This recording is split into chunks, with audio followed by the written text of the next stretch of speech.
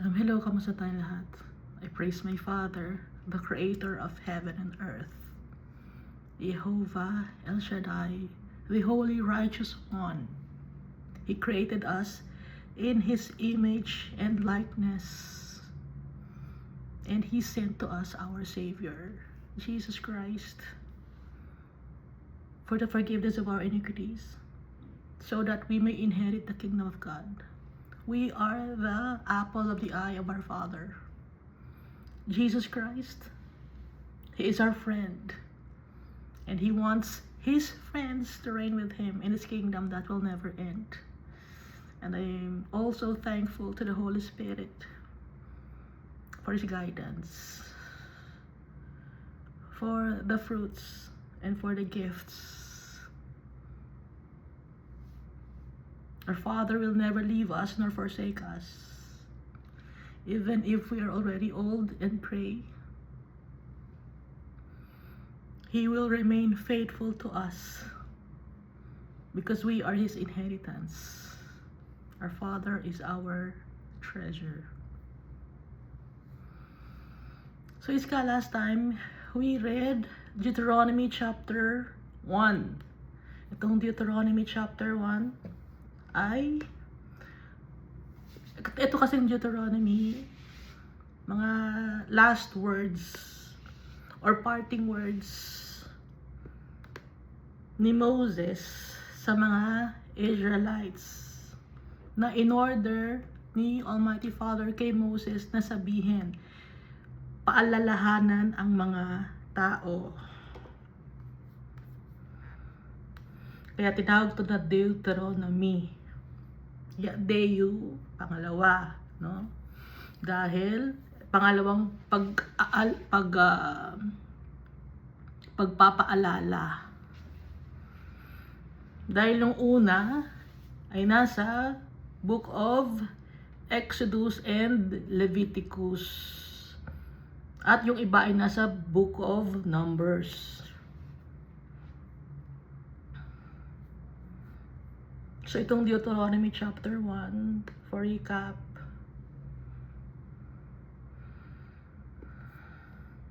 Eleven days yung journey from Horeb to Mount Seir sa Kadesh Barnea.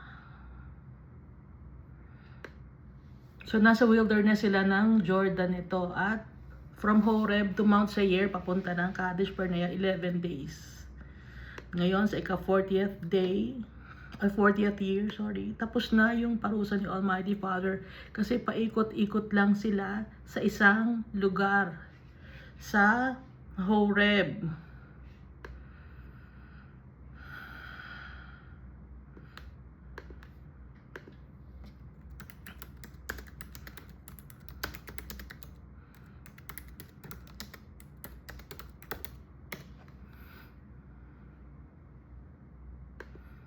Nagwa-wander lang sila sa wilderness or sa desert ng 40 years. Dahil malapit lang naman yung land of Canaan. Pero bakit sila nagtagal?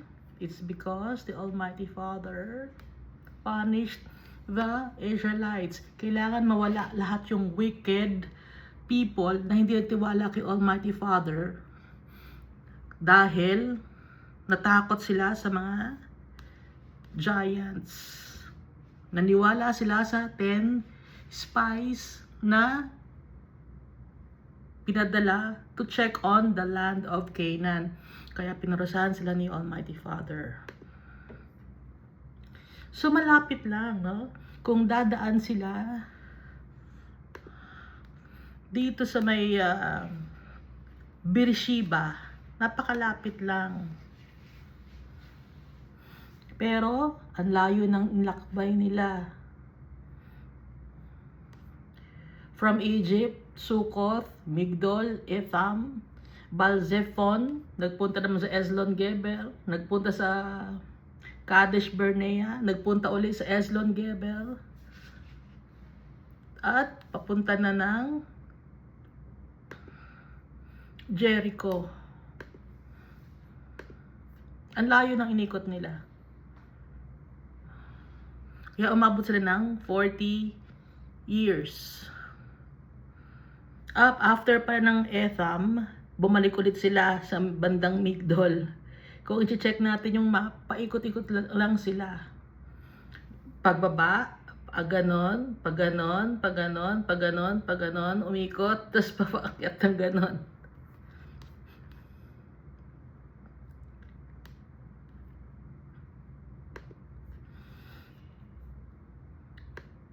Sa 40th year, sa ika-11th month, yun ay sa Jewish month ay Shevat. Pero kung Gregorian calendar ang gagamitan, January, no? On the first day of the month, that Moses spoke to the children of Israel, according to all that the Lord had given him as commandment to them. After he had killed Sihon, king of the Amorites. So yung mga tao na pumatay sa king of Amorites, tsaka sa mga tao sa Heshbon, eto na yung kasama sa second census. Dahil yung nasa first census, nalagas na sila sa wilderness. So, sila ay nakatira sa Heshbon, yung Sihon, king of Amorites. At saka yung Og, king of Bashan. Pangalan pa lang na Og, parang nakakatakot na, di ba? Iska. Og ang pangalan mo. Anong pangalan mo? Og. Ganon. Nakakatakot na Og pala. Kasi nga itong si Og, ito ay malaking tao. Nabasa natin sa Book of Genesis na yung mga anak ni Almighty Father, meaning mga fallen angels, nakipagtabi sila sa mga babae. So nagkaroon ng mga Nephilim.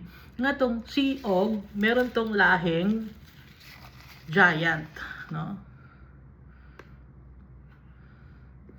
Who dwelt at Ashtaroth in Edrei. Kaya nga takot yung mga Israelites to conquer the land kasi nakita nila puro mga giant.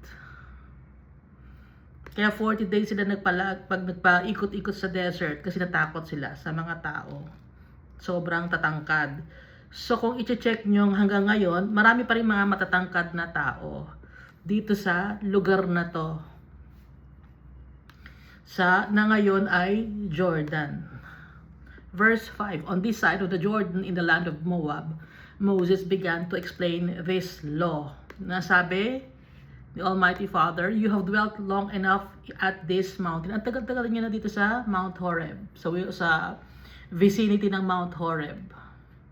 Kaya pupunta na kayo. Meron ng go signal si Almighty Father. Na umandar sila dahil ang sinusundan nila ay yung clouds by day and pillar of fire by night. So, yung setup nila na tabernacle of meeting, i-dismantle na naman nila yon at itatayo na naman nila sa ibang lugar kung saan hihinto yung cloud, kung saan nagtatago si Almighty Father, or sa pillar of fire pag gabi naman.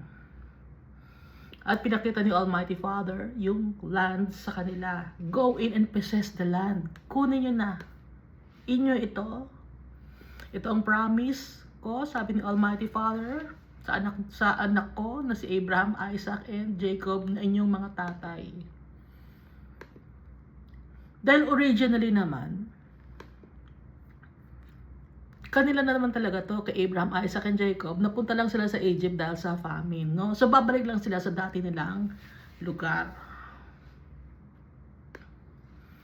And then, si Moses, meron siyang takot dati dahil mag-isa lang siya. Ngayon, binigyan si Moses ni Almighty Father ng mga tauhan. Mga leaders, mga elders, dahil dati mag-isa lang si Moses. So, may leaders, may elders, may mas mababa pa sa elders, tapos nagbabranch out, no? Parang government. May judge din silang kasama, no? Pag may mga problema yung mga Israelites, doon lumalapit sa judge. Ngayon, kung hindi nila kaya, doon lalapit kay Moses. Kung hindi kaya ng judge, solusyonan yung problema. So meron silang leaders of thousands, and then yung leaders of thousands na yon, bawat isang tao may leaders of hundreds, ganun sila kadami. And then yung leaders of hundreds, meron din silang, bawat isang leader merong leaders of 50s. Ngayon yung leaders of 50s, merong leaders of 10s naman. Parang networking na si Almighty Father, si Moses, and then si Joshua, at saka yung high priest na si Eleazar. Ngayon, after ni Joshua at saka yung ng high priest na si Eleazar, meron namang leaders of thousands naman dito. And then leaders of hundreds naman dito. Palapad. No? Leaders of 50s, leaders of 10s, and officers for your tribes. At may mga judge, mga elders. At pag magja-judge, walang partiality. Hindi pwedeng pag mayaman ka, sige, susuhulan. Pag mahirap, walang justice. Alam ni Almighty Father na mangyayari yon, at hanggang ngayon nangyayari pa rin, na walang nakukuhang justice yung mga tao na mahihirap. At ayaw pang pumunta ng mga, inalala dito yung refusal ng Israel to enter the land. Kaya sila ay pinarusahan. Kasi na-discourage sila discourage sila ng 10 spies. Sabi, maganda nga yung lugar, pero ang giant doon, madaming giants. Para tayo mga grasshopper sa paningin nila, at sa paningin din namin para tayong grasshopper.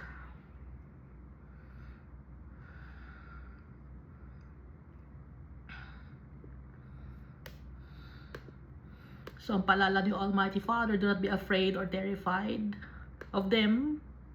The Lord your God who goes before you, He will fight for you. Gaya ng isang tao, kung paano niya buhatin ang kanyang anak, ganoon din si Almighty Father, kung paano niya tayo buhatin at alagaan.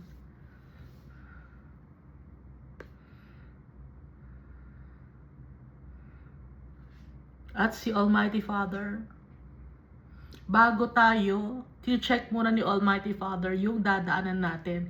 Yet for all that you did not believe the Lord your God who went in the way before you. So, nasa unahan si Almighty Father, pinipave niya yung way para maganda yung lakad natin. To search out a place for you to pitch your tents, to show you the way you should go. In the fire by night and in the cloud by day.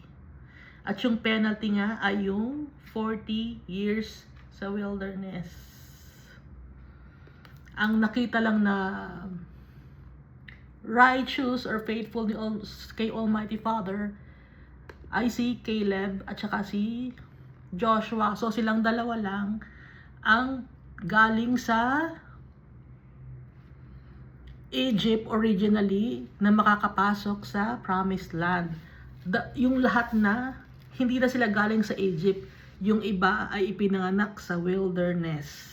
Yung iba, baby pa sila nung nasa Egypt sila. No? Kasi ang edad ay 19 years old and below. So bata pa sila, nakapasok na sila sa land of Canaan. Matanda na sila. Yung pinakamatanda, 59, except si Caleb at saka si Joshua na nung time na to ay mga 80 years old na sila.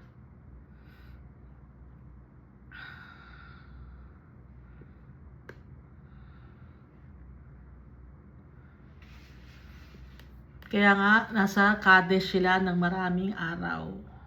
Na-delay sila dahil sa kanilang kasalanan. Na-delay ang mga Israelites na makapasok or makuha nilang ang kanilang inheritance dahil sa hindi pagtiwala kay Almighty Father. So tayo, paano ang gagawin natin? Para hindi ma-delay yung blessing sa atin ni Almighty Father, we must fully trust Him through Jesus Christ. So dito tayo sa Deuteronomy chapter 2. And then we turned and journeyed into the wilderness of the way of the Red Sea. Dumaan sila sa Red Sea, no? as the Lord spoke to me, and we skirted Mount Seir for many days. Skirted meaning they encircled Mount Seir for many days. And the Lord spoke to me saying, you have skirted this mountain long enough, turn northward. Ang tagal na ninyong paikot-ikot dito sa mountain na to, sa Mount Seir na to. Papunta na kayo northward. Pag northward, paakyat na, papunta na ng lalagpasan na nila yung land ni Esau or ni Edom. And command the people saying, you are about to pass through the territory of your brethren, the descendants of Esau, who live in Seir, and they will be afraid of you. Therefore, watch yourselves carefully. Alam ni Almighty Father na takot ang mga Edomites or ang descendants ni Esau sa mga Israelites. Kaya sabi ni Almighty Father, watch yourselves carefully kasi takot sila sa inyo. Pag takot sila sa inyo, ibig sabihin defensive yung mga Edomites, no?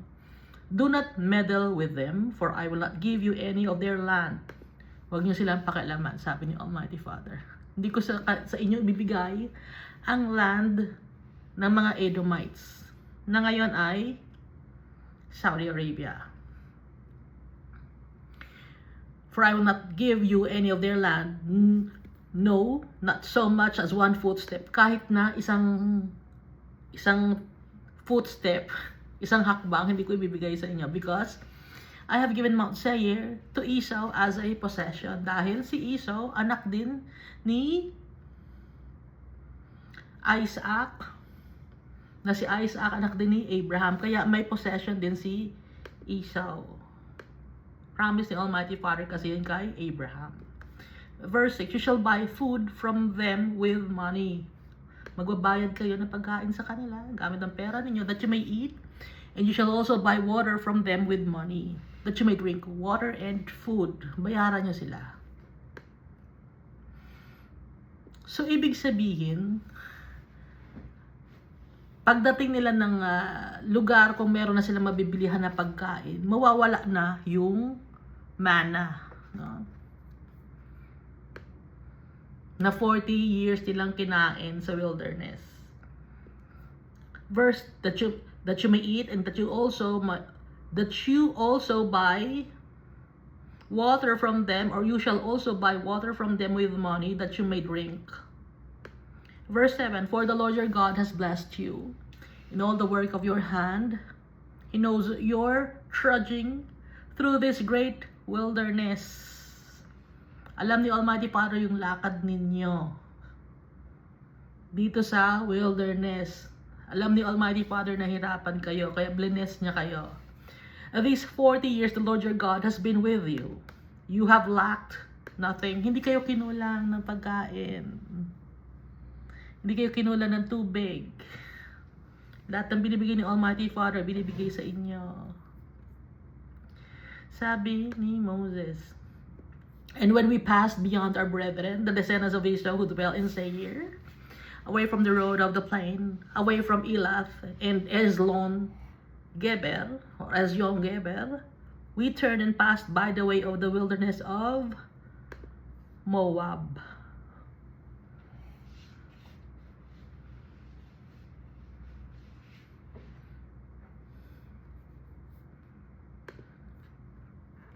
Then the Lord said to me, sabi ni Moses, sinabi sa kanya ni Almighty Father, do not harass Moab, nor contend with them in battle. Hindi kayo ang mangungunang makipag-away. Huwag niyong ihaharas ang mga Moabites. For I will not give you any of their land as a possession, because I have given Ar to the descendants of Lot as a possession. Hindi ko sa inyo bibigay ang land ng mga Moabites. Dahil descendant sila ni Lot. Alam natin na si Abraham, pamangkin niya si Lot. Si Lot, anak niya, si Moab, mga Moabites. Anak niya sa kanyang panganay na anak. Anak ni Lot sa kanyang panganay na anak, si Moab. Verse 10. The Emim had dwelt there in past or in times past.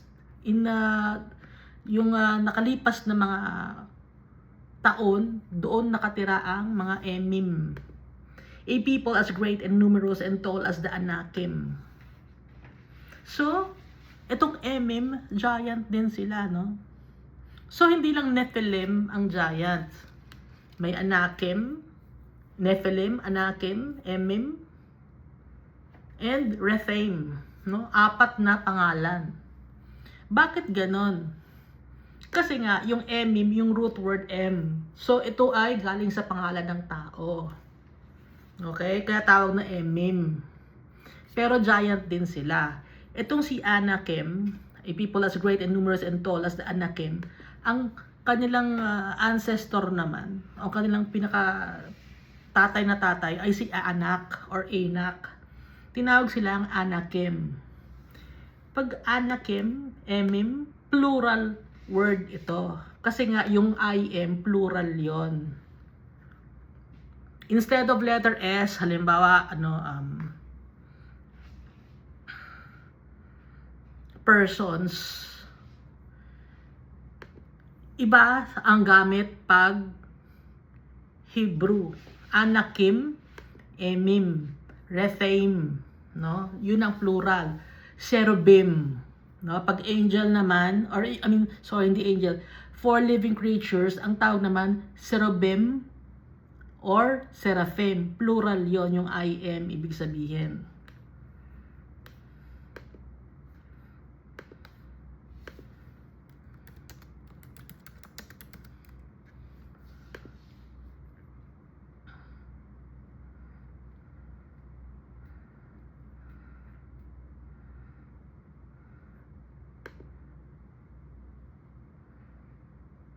Yung Emim, yung M means mother. Pero giant sila. Emim, tawag sa kanila. As great and numerous and tall as the Anakim. Kaya nga, takot nga yung mga Israelites to possess the land of the Canaanites. Kasi nga, ang dami nga mga giants. Iba-ibang lahi. May Emim, Rephaim, Anakim, Nephilim.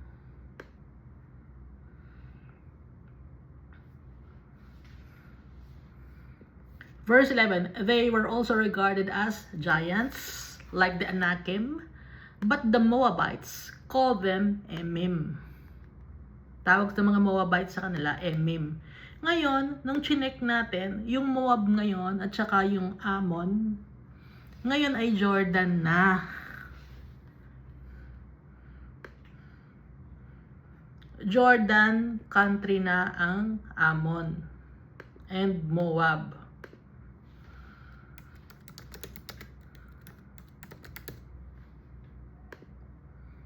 Ngayon, chinek natin ngayon dito sa internet. So, ngayon, sila ay mga Jordanians na, no? So, yung tatandaan natin, Moab, Anakim, dun sila. Ngayon, sakop na yun ngayon ng Jordanians. Ngayon, itong mga Jordanians ngayon, basahin natin, Jordanians are considered relatively tall compared to many other Arab nations. Matatangkad ang lahi ng mga Jordanians. With recent data ranking Jordanian men among the tallest in the region. Sa Arab nation, matatangkad ang mga Jordanian. Bakit sila matatangkad? May lahi sila, no, na may na-pass on from generation to generation. Mga genes, no, G-E-N-E. May genes sila na matangkad sila. Kasi nga, Moabites, nakatira sila sa kasama ng mga Anakim or ng Emim. Kaya yung mga Jordanians, matatangkad sila. Yung average height nila ay 170 to 175 centimeters. Yun ang doon naglalaro, give or take. 170 to 175 centimeters yung kanilang height.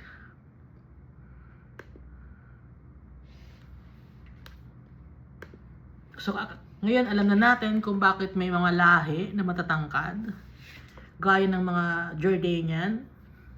Dahil nga, sa lugar nila, nandun nakatira yung mga giant dati.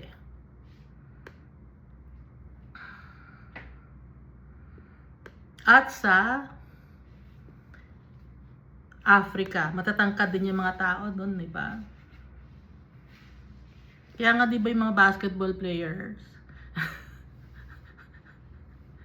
ang tatangkad. Kasi nga, yung lahi nila, no?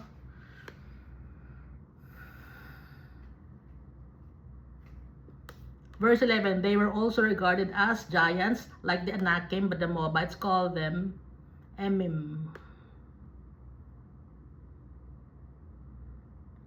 The Horites formerly dwelt in Seir, but the descendants of Esau dispossessed them. So yung lupain, wala talagang may-ari. Gaya ni Esau, si Esau, pinaalis lang din niya yung mga taong nakatira doon sa lugar na yon. Kaya tayo, walang maipagmamalaki tayo. Kami, taga dito kami. Dito kami lumaki. Ito ang lugar namin. Hindi tayo makakapagmalaki ng gano'n. Hindi natin alam ang history, okay? Natira ako sa isang lugar. Ngayon, sabi, ay hindi naman taga dito yan eh. Isip ko, bakit kayo taga dito ba kayo? Malay nyo, yung mga magulang ninyo, yung mga ninuno nyo, hindi naman taga dito, di ba? So, totoo yun, hindi tayo taga dito. Okay? Gaya ito yung mga, tayo, nalahi natin. Saan ba tayo galing? Lahat tayo strangers. Saan tayo nagmula? Galing tayo kay Noah. Nandun sa Mount Ararat. Tapos kumalat na lang ang tao. Kaya hindi tayo dapat magmalaki na hindi ka taga dito. Aapihin ka namin, foreigner ka dito. Hindi tayo pwede makapagmalaki na gano'n. Kaya nga si Almighty Father, iningatan niya yung mga sojourners, mga foreigners. Dahil alam ni Almighty Father, lahat tayo ay foreigner dito sa mundo na to.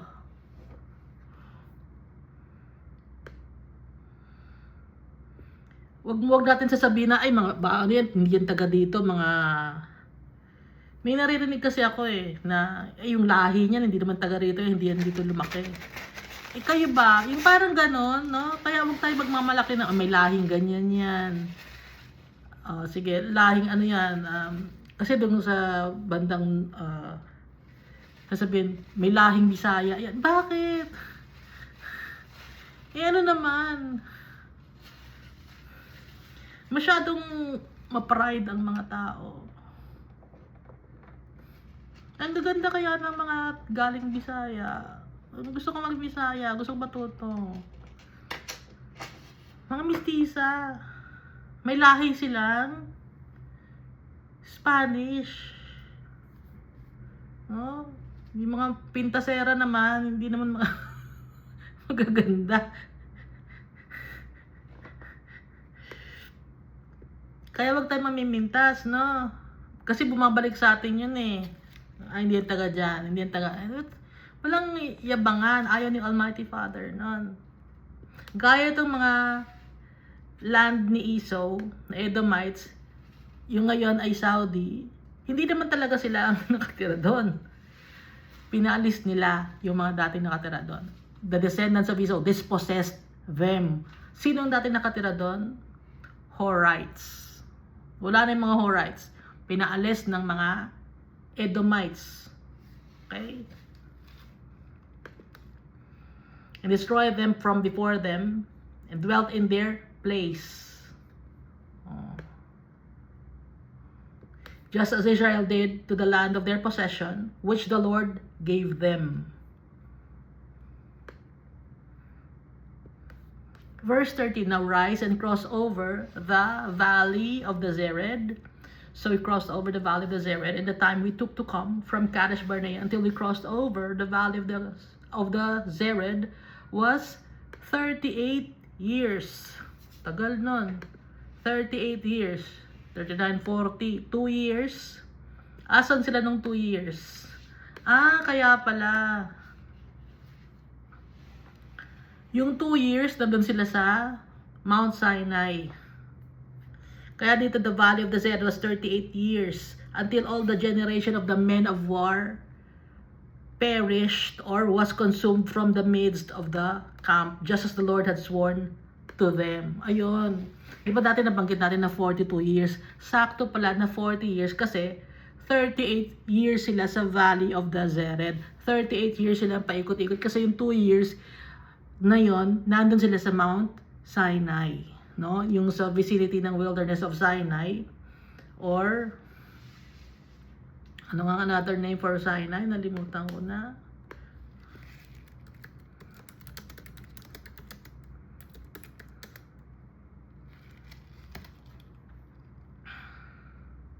Horeb.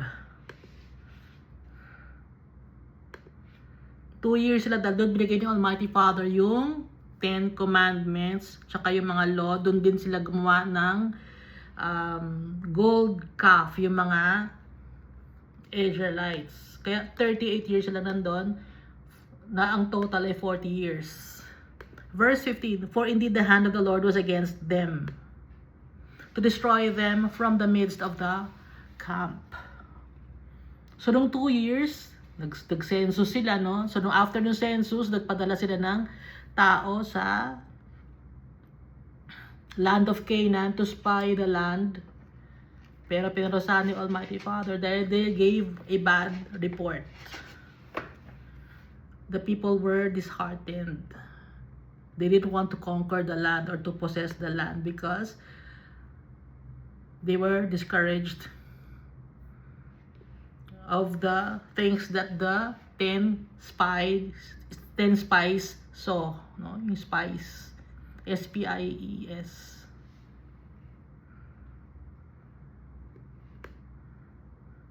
Verse 16, so it was when all the men of war had finally perished from among the people. Ay, so, saan na ba yung aking chart dito? Had finally perished from among the people. Yung chart natin, may mga bilang dito. Yan, kung numbers niyan. Wala na sila, no? Wala na sila.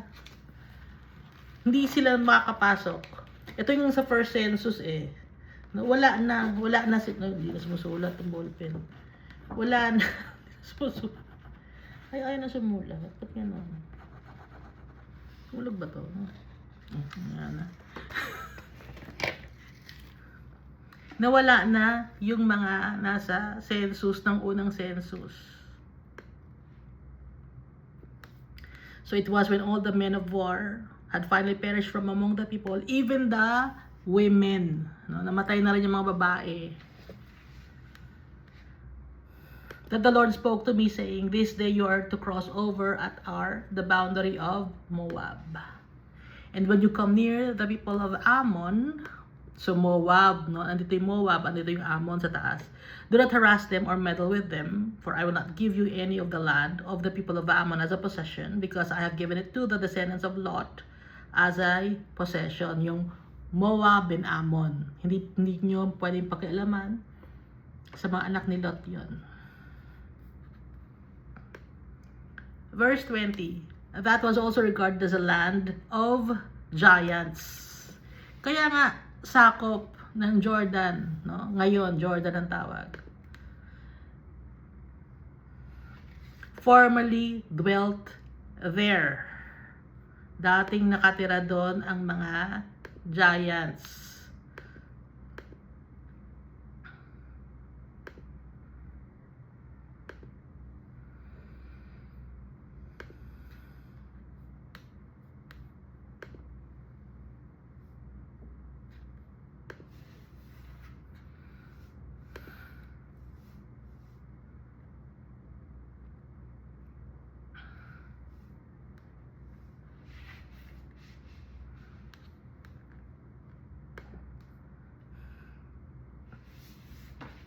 But the Ammonites call them Zamzumim.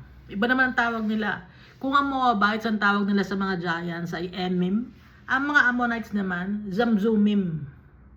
Galing sa root word na Zamzum. Sino bang si Zamzum? Tao ba tong si Zamzum?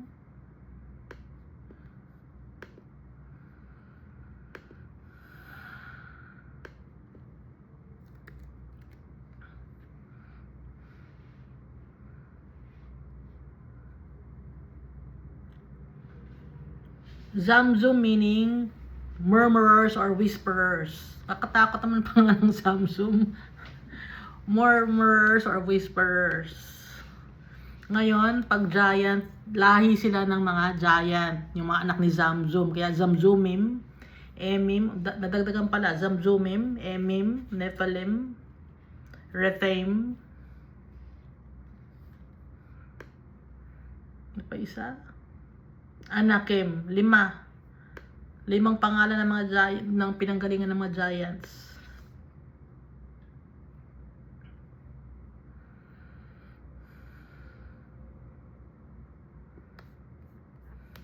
So, ang tawag ng mga Moabites, Emim. Pag Ammonites, Zamzumim. Plural din yon, Zamzumim. Hindi Zamzumims. Zamzumim. Kasi yung I am doon, plural na yon. Ang kulit ko. Verse 21. A people as great and numerous and tall as the Anakim, but the Lord destroyed them before them, and they dispossessed them and dwelt in their place. Siyempre, kahit na, halimbawa, napatay nila yung mga tao, may mga babae doon na natira, or kahit may isa man na babae or may lahi na Zamzumim, no? Magkakaroon siyempre ng mga generation na matatangkad. Kaya nga yung mga Jordanians sa region, no? Sa Middle East, matataas yung mga Jordanians. A people as great and numerous and tall as the Anakim, but the Lord destroyed them before them, and they dispossessed them and dwelt in their place, just as he had done for the descendants of Esau, who dwelt in Seir.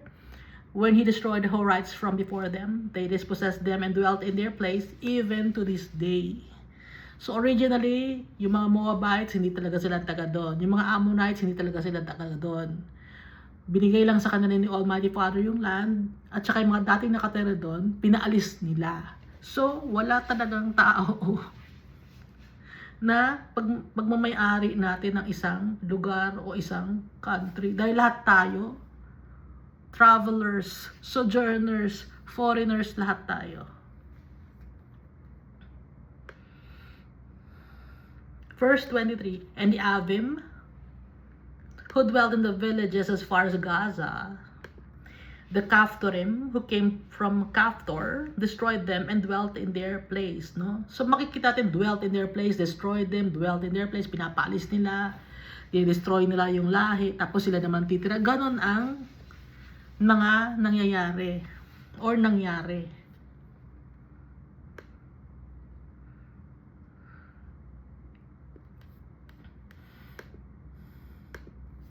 Verse 24, rise, take your journey, and cross over the river Arnon. Look, I have given into your hand Sihon, the Amorite, king of Heshbon, and his land. Begin to possess it and engage him in battle. Yung land ni Sihon, the Amorite. Umpisahan ninyo. Yun ang ibig sabihin ni Almighty Father. Pero sa mga Edomites, huwag kayo makikipag-away. Sa Moabites, huwag. Sa Ammonites, huwag. Kanila na yon. Dahil may mga pinaalis na sila mga tao doon. No? So, yung bawat bansa ng buong mundo, marami nang sinasakop. Hindi lang ang isang country. Halimbawa, Philippines, sinakop na tayo ng ibang mga lahi. Yung Australia, sinakop na rin yun ng ibang lahi dahil ang nakatira lang din talaga doon ay mga aborigines. Na yung mga aborigines na yun, hindi natin alam kung talagang sila ay taga doon or may pinaalis lang sila tapos sila ang tumira. Naintindihan natin.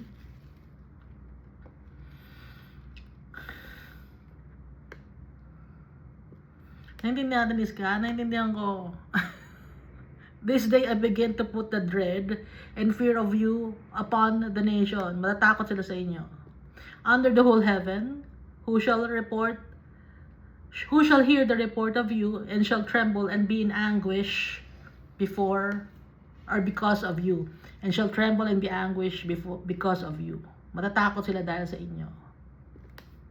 And I sent messengers from the wilderness of Kademoth to Sihon, king of Heshbon, with words of peace, saying, let me pass through your land. I will keep strictly to the road, and I will turn neither to the right nor to the left.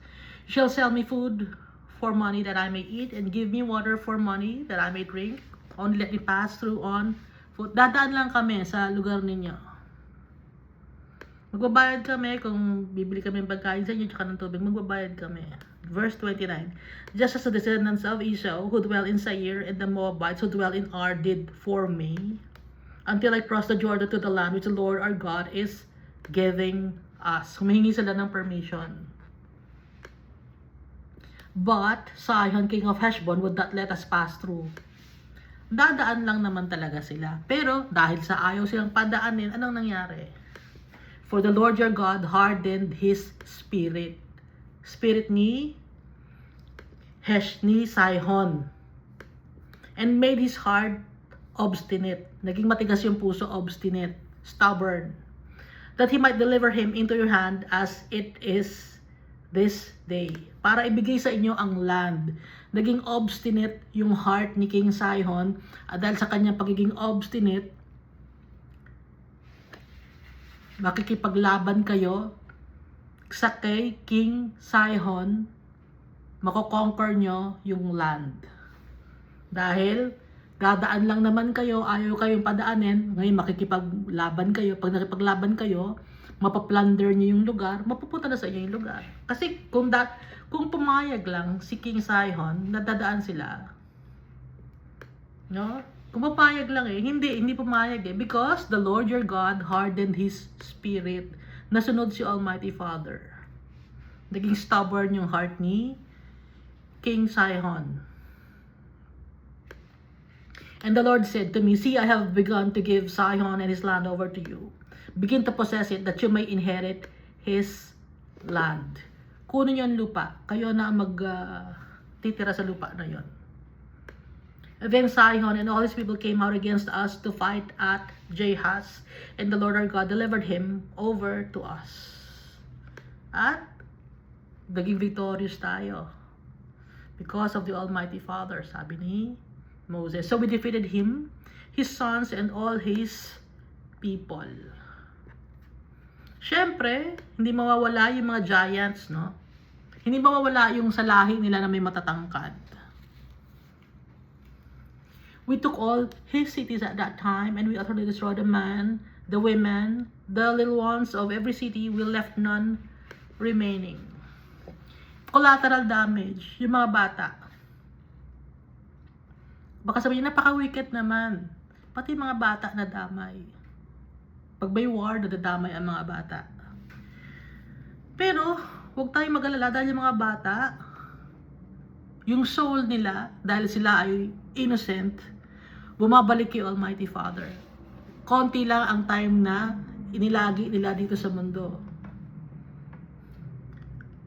Hindi sila ka-experience ng masyadong pahirap. Hindi kaya natin na matatanda na yung mga bata, kinuha agad ni Almighty Father.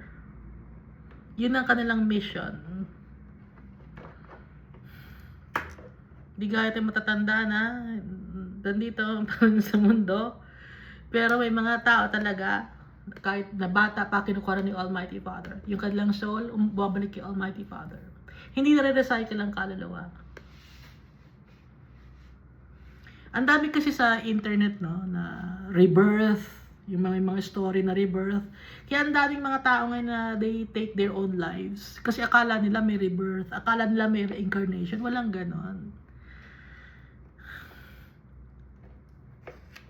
Trap yon ni Satan. Kaya huwag tayo maniniwala sa rebirth or reincarnation. Hindi totoo yun.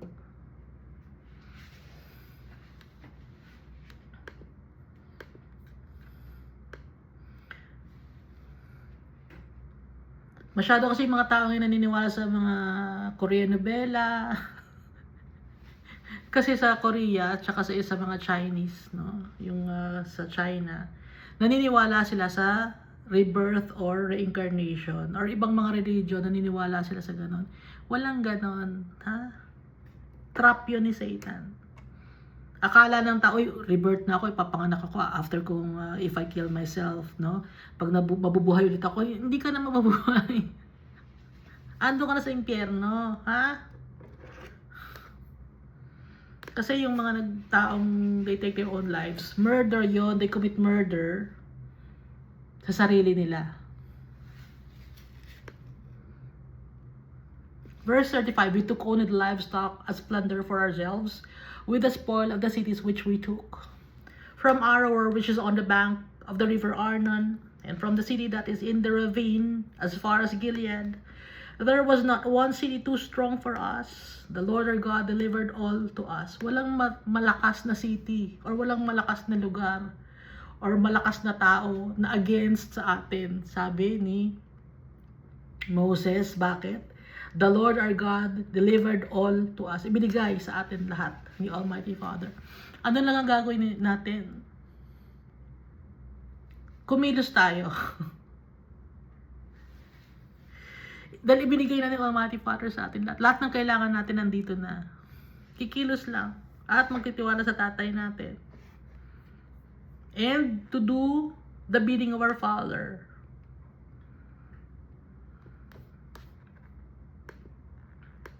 Verse 37.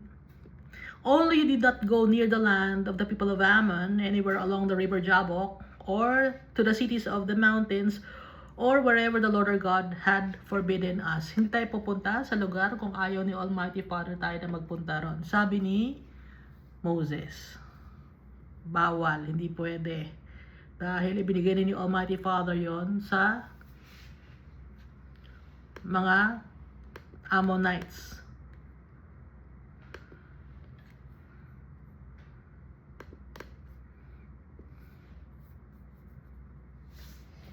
Deuteronomy chapter 3. Then we turned and went up the road to Bashan. The Og, king of Bashan, came out against us. Si King Og. He and all his people to battle at Edrei.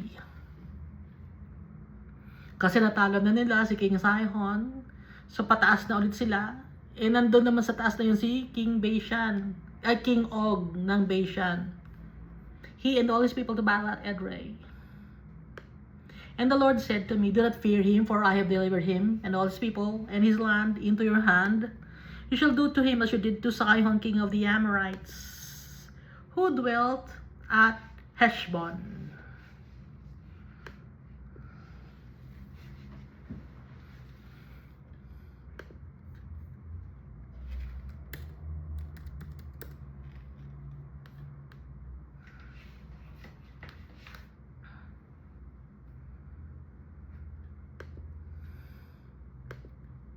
So the Lord our God also delivered into our hands Og, king of Bashan, with all his people, and we attacked him until he had no survivors remaining. And we took all his cities at that time. There was not a city which we did not take from them. 60 cities, all the region of Argob, the kingdom of Og, in Bashan. So si Og, ito ay isang tao. All these cities were fortified with high walls, gates and bars, besides a great many rural towns. So parang ito ay isang malaking lugar. Kasi merong rural towns pa, meron pang mga cities. Malaki yung place. And we utterly destroyed them, as we did to Sihon, king of Heshbon, utterly destroyed the men, women, and children of every city. May collateral damage na naman, yung mga women and children.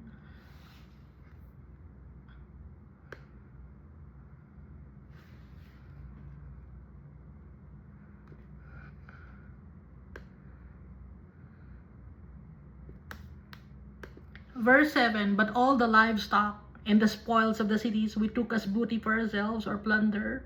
And at that time we took the land from the hand of the two kings of the Amorites, who were on this side of the Jordan, from the river Arnon to Mount Hermon. The Sidonians call Hermon Sirion, and the Amorites call it Senir. All the cities of the plain, Gilead and all Bashan, as far as Salca and Edrei, cities of the kingdom of Og in Bashan. Napakalaki ng lugar na nakuha nila. No? So ito yung gustong lugar na tirhan ng mga Reubenites at saka ng mga Gadites at yung half the tribe of Manasseh. Verse 11, for only Og, king of Bashan, remained of the remnant of the Rephaim or giants. Indeed, his bedstead was an iron bedstead.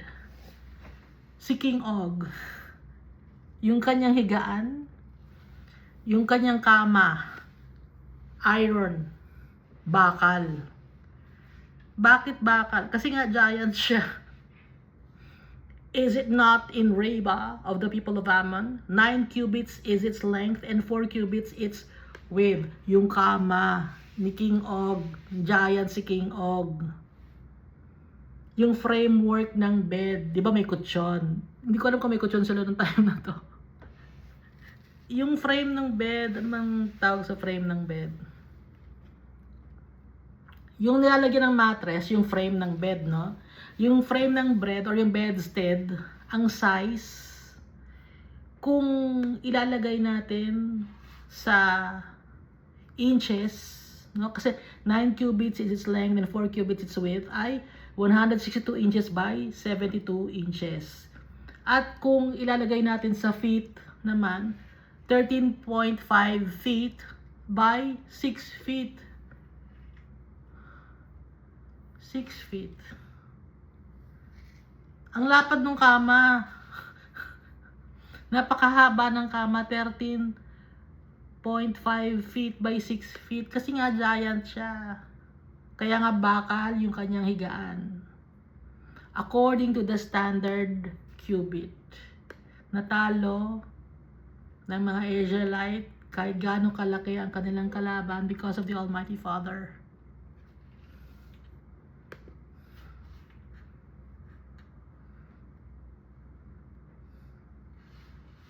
So itong mga Jordanians, among the Arab nations, sila yung mas matatangkad.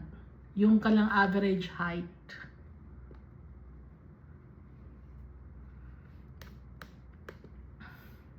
Verse 12, and this land which we possessed at that time, from Aroer, which is by the river Arnon, and half the mountains of Gilead and its cities, I gave to the Reubenites and the Gadites. The rest of Gilead and all Bashan, the kingdom of Og, I gave to half the tribe of Manasseh. All the region of Argob, with all Bashan, was called the land of the giants, or Rephaim. Zamzumim, Emim, Rephaim, Nephilim, Anakim, no? 5 tawag na giants, 5 names ng mga giants. Pero ang mas sikat kasi is Nephilim. Hindi ko alam bakit Nephilim. Nasa Book of Genesis, hindi siguro na nabasa itong Deuteronomy, hindi na nakita yung word na Zamzumim at saka yung Emim. At saka yung Anakim. At saka yung Rephaim. Kasi nga masikat yung word na Nephilim pag giants ang binabanggit. Verse 14, Jair, the son of Manasseh, took all the regions of Argob, as far as the border of the Geshurites and the Maccathites, and called Bashan after his own name. Si Jair, anak ni Manasseh siya. Gumawa siya ng kanyang sariling town. Ipinangalan niya sa sarili niya, Havoth Jair, to this day. Or towns of Jair. Ipinangalan niya sa sarili niya. Verse 15, also I gave Gilead to Machir, and to the Reubenites and the Gadites I gave from Gilead as far as the river Arnon, the middle of the river as the border, as far as the river Jabbok, the border of the people of Ammon, the plain also with the Jordan as the border, from Shinnereth, or Galilee ito, as far as the east side of the Sea of the Araba, the Salt Sea, below the slopes of Pisgah. So yung Jordan River, mahaba yun, di ba? So yung other side of the Jordan River, yun yung sinakop or binigay ni Almighty Father sa Reubenites, sa Gadites, and half the tribe of Manasseh, na ngayon ay sakop na ng Jordan, no? Verse 18, then I commanded you at that time, saying, the Lord your God has given you this land to possess. All you men of valor shall cross over armed before your brethren, the children of Israel. Kahit na sa kanila yung land, sa Reubenites, sa Gadites, hindi sila pwedeng magstay lang doon. Iwan lang nila yung kanilang anak, yung kanilang livestock, yung kanilang asawa. And then, pero pag sa war, sasama sila hanggang sa magkaroon ng inheritance ang bawat tribe. Verse 19, but your wives, your little ones, and your livestock, I know that you have much livestock, shall stay in the cities or in your cities which I have given you, until the Lord has given rest to your brethren as to you. And they also possess a land which the Lord your God is giving them beyond the Jordan, that each of you may return to his possession which I have given you. After the war, after makuha lahat ang dapat na makuha na land, may bigyan na ng land ang mga bawat tribe, saka kayo umuwi sa inyong inheritance. Verse 21, and I commanded Joshua at that time, saying, your eyes have seen all that the Lord your God has done to these two kings. So will the Lord do to all the kingdoms through which you pass. Nakalaban na nila yung giant. Hindi na sila matatakot dapat. Yung naka-experience na sila ng war eh. Hindi na sila dapat matatakot. Sanay na sila, expert na sila. Dahil yung unang kinalaban nila, matindi na yon, no? Nakapag-practice na sila. Yung si Og tsaka si Sihon.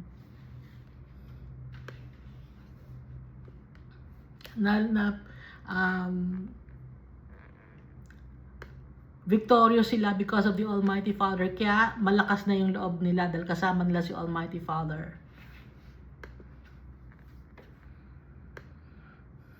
Verse 22, you must not fear them, for the Lord your God himself fights for you. Ang makikipaglaban si Almighty Father. Ano lang ang gagawin nyo? Just be present. Maging present ka lang doon sa war, sa gitna. Doon ka lang. Kaya tayo dito sa mundo, present lang tayo dito sa mundo. Relax lang tayo. Sino nakikipaglaban sa atin? Si Almighty Father. Siya nagbibigay ng blessing sa atin. Relax lang.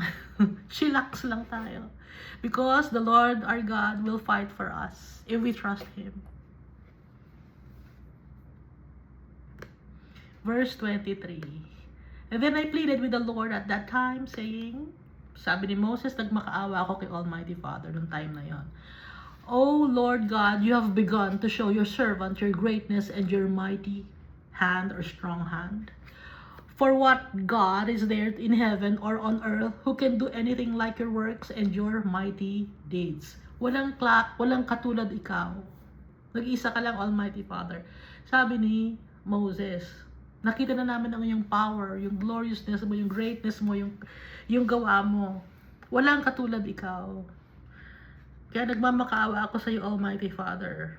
No, sabi ni Moses, I pray, let me cross over and see the good land. Nag-request si Moses, Lord, gusto ko lang makarating na sa land na ibibigay mo sa amin. Beyond the Jordan, those pleasant mountains and Lebanon. Gusto ko makapunta, Lord. Nagmamakaawa si Moses. Kinukulit niya si Almighty Father. Kasi kung hindi niya kinukulit, hindi magagalit si Almighty Father. E nagalit na si Almighty Father dito sa verse 26. But the Lord was angry with me on your account and would not listen to me. So the Lord said to me, enough of that. Tama na yan. Wag mo nang ulit-ulitin yung nire-request mo sa akin. Speak no more to me on this matter or of this matter. Done deal na yun, ha?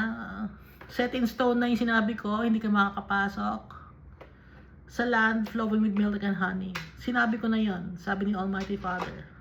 Hindi na mababago yun. Speak no more to me of this matter. Enough of that. Kaya sinabi ni Almighty Father, enough of that. Kasi nga, nagmamakaawa si Moses. Gusto niya makita yung land, excited siya. Kung gusto mong makita ang land, sige, dito sa verse 27, go up to the top of Pisgah and lift your eyes toward the west, the north, the south, and the east. Behold it with your eyes, for you shall not cross over this Jordan. Gusto mong makita? Sige, punta ka dun sa top ng Pisgah. From north, south, east, and west, i-check mo, yun yung land na Manila, okay ka na. Kasi hindi ka makakapasok, sabi ni Almighty Father. Bakit ay the Almighty Father? Alam na ni Almighty Father na pag nag-celebrate ang mga tao, i-worship nila si Moses. Ayaw ni Almighty Father yon. At ayaw din ni Almighty Father na magkasala pa si Moses, maging arrogant si Moses. Na kaya kayo nandito ngayon sa land flowing with milk and honey ay dahil sa akin. Ayaw ni Almighty Father yon. At sasambahin ng mga tao si Moses. At ayaw ni Almighty Father magkasala si Moses. Pati yung mga tao, i-acknowledge na si Moses instead of the Almighty Father. Hindi pwede. Up to now, yung mga tao, mas pinipili nila si Moses kaysa kay Jesus. Kaya nga dito pa lang, in-stop na ni Almighty Father, si Moses, hindi ka makakapasok sa land flowing with milk and honey. Para maiwasan yung mga ganong bagay. At ayaw ni Almighty Father na magkasala si Moses. Yung mga tao ngayon, nirerespeto nila, yung mga Jew, no? Nirerespeto nila si Moses instead of Jesus.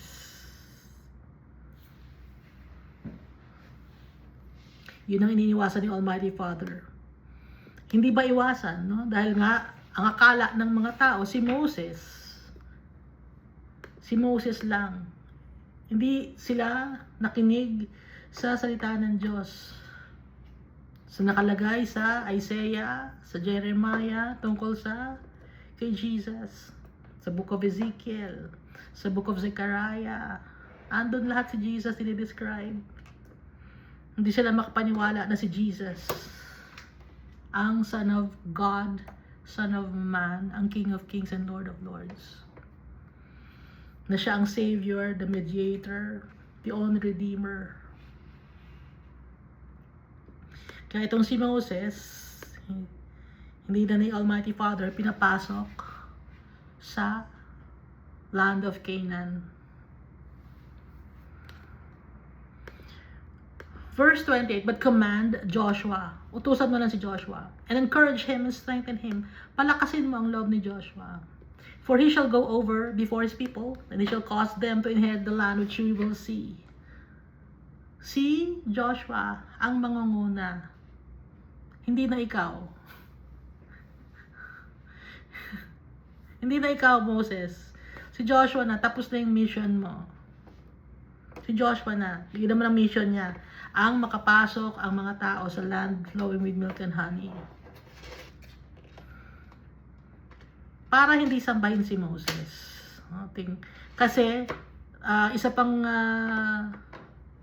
sign para hindi sambahin si Moses ay yung nahati yung anong river yon? Jordan River ba yung nahati? Nung dumaan si Joshua.